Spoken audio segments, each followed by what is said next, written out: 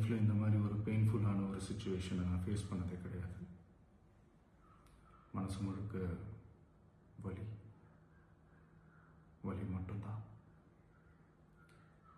இந்த சுற்றுப்பயணத்தில் என்னென்ன மக்கள் பார்க்க வராங்க, அதுக்கு ஒரே ஒரு காரணம் தான், அவங்க என் மேலே வச்சிருக்கிற அன்பும் பாசம் தான்.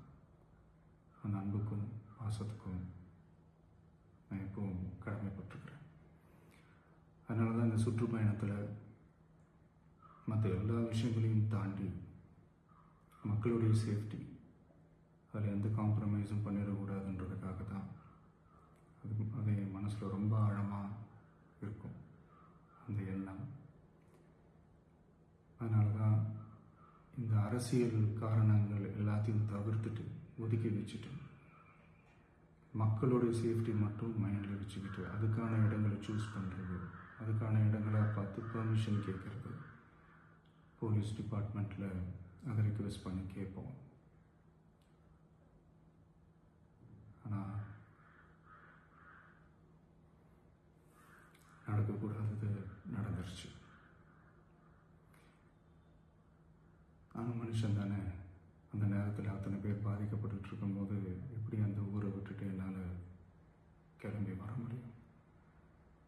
நான் திரும்ப அங்கே போகணும்னு இருந்துச்சுன்னா அதை ஒரு காரணம் காட்டி அங்கே வேறு சில பதட்டமான சுச்சுவேஷன்ஸ், வேறு சில அசம்பாவிதங்கள் அந்த மாதிரி எதுவும் நடந்துடக்கூடாதுன்றதுக்காக தான் நான் அவாய்ட் பண்ணேன்.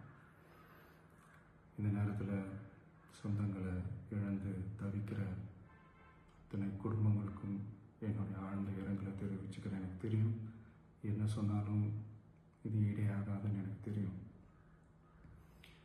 ஹாஸ்பிட்டலில் ட்ரீட் பண்ணிகிட்ருக்கிற எல்லாருமே சீக்கிரமாக க்யூர் ஆகி வரணுன்றதை இந்த நேரத்தில் நான் வேண்டிக்கிறேன்.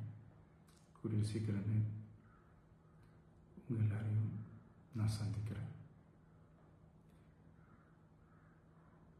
இந்த நேரத்தில் எங்களுடைய வலிகளை, எங்களுடைய நிலைமையை புரிஞ்சுக்கிட்டு எங்களுக்காக பேசின அரசியல் கட்சிகளை சார்ந்த நண்பர்கள், தலைவர்கள் அனைவருக்கும் என்னுடைய நன்றியை தெரிவிச்சுக்கிறேன்.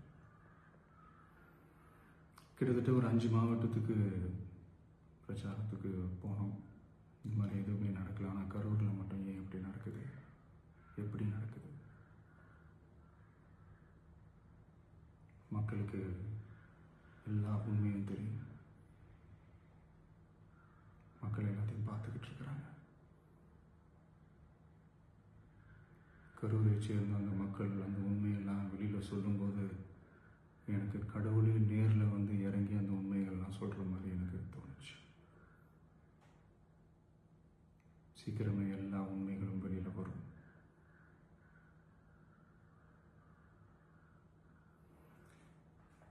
எங்களுக்கு தரப்பட்ட இடத்துல நாங்கள் போய் அந்த அந்த ஸ்பாட்டில் நின்று நாங்கள் பேசிட்டு வந்தோம். அதை தாண்டி எந்த தவறும் எங்கள் சைடில் நாங்கள் எதுவுமே செய்யலை. பட் இருந்தாலும் எங்கள் கட்சியை சேர்ந்த நிர்வாகிகள், தோழர்கள் மேலே எஃப்ஐஆர், அது மட்டும் இல்லை சோஷியல் மீடியாவை சேர்ந்த நண்பர்கள், தோழர்கள் அவங்க மேலே எஃப்ஐஆர்லாம் போட்டு இப்போ பிடிச்சிக்கிட்டு இருக்கிறாங்க.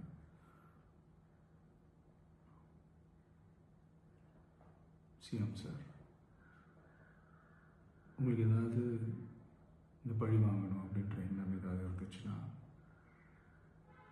என்ன வேணாலும் பண்ணுங்க. அவங்க மேலே கை வைக்காதீங்க. நான் ஒன்று வீட்டில் இருப்பேன், இல்லை நான் ஆஃபீஸில் இருப்பேன். என்ன வேணாலும் செய்யுங்க. நண்பர்களே, தோழர்களே, நம்மளுடைய அரசியல் பயணம் இன்னும் ஸ்ட்ராங்காக, இன்னும் தைரியத்தோடு